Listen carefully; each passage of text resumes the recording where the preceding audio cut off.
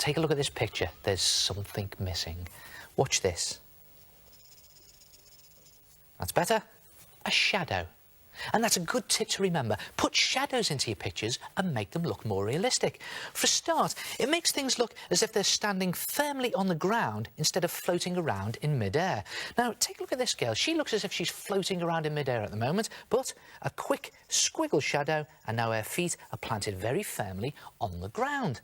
Of course, if you do want things to float around in midair, like this girl, then it's just a case of drawing the shadow some distance away from the bottom of the object, or in her case, from her feet, and now she's flying around in midair. Now, when you are drawing shadows, you have to decide which direction to draw them in. And here's another good tip. Shadows are cast away from the light. I'll show you what I mean. Just take a look at these balls. Now, this ball here on the left, let's pretend the light is coming from above the ball from, say, the sun or a lamp or a bulb, and it's shining down in this direction, so the shadow will be cast away from the light, so the ball's shadow will be underneath the ball. Now, the light is shining on this ball in this direction, so this ball's shadow will be cast away from the light in this direction. Now, let's try this ball. Let's put the sun up here this time, and again, it shines in that direction, so again, the ball's shadow is cast away from the light. Now, I'm just going to draw a little lamp down here, little light bulb in there next to this ball, and if I shine the light in this direction, then this ball's shadow is cast in this direction, but because that lamp is quite low to the ground, the shadow is very long. And that's why your shadows are long at the end of the day when the sun is going down and it's very low in the sky.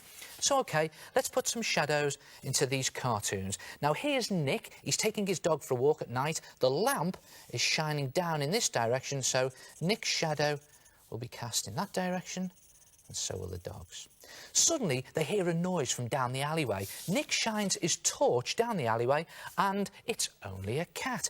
But Nick's torch is quite low to the ground, so the cat's shadow is cast away from the light in this direction, and it's a very long shadow. And not only does it go across the ground, but it's so long, it goes up the wall. And don't forget, shadows go up things as well as across the ground. Now, Nick's dog hates cats, so it goes zooming off after the cat. Nick is tugged along by the lead and he goes flying through the air. So his shadow is still cast in this direction because of the lamp, but his shadow is no longer touching his feet because he's flying through the air. And look at that, he's left the ground. So the dog goes off in pursuit of the cat. Nick is dragged along. Now, you've got the moonlight up here shining down on the dog, so the dog's shadow is cast in this direction. And because Nick is still flying through the air, let's do his shadow away from his body. There he is, still flying through the air. Eventually, they catch up with the cat, and Nick's dog pins the cat up against the wall, shines Nick's torch on the cat, and again, because the torch is very low to the ground, the cat's shadow is very long. But the cat is now leaning right up against the wall, so the shadow goes up the wall, but it's still a long shadow. Now, the cat begs for mercy, offers the dog a sweet, and because he's a greedy dog, he accepts the sweet. And don't worry, it's a happy ending because they become great friends. In fact, they become such good friends that they start to take moonlit walks together. And there's the moon. It's really low in the sky, so the shadows are nice and long, and they're going off in this direction, away from the light. Try it yourself. Make your drawings a lot more realistic and put shadows in them. Oh, that's really good. With just a quick squiggle shadow cast away from the light, you can make the characters in your pictures look like they're standing on the ground against a wall, hovering, or even flying. Hey, have you ever seen me flying? Well, I use an aeroplane.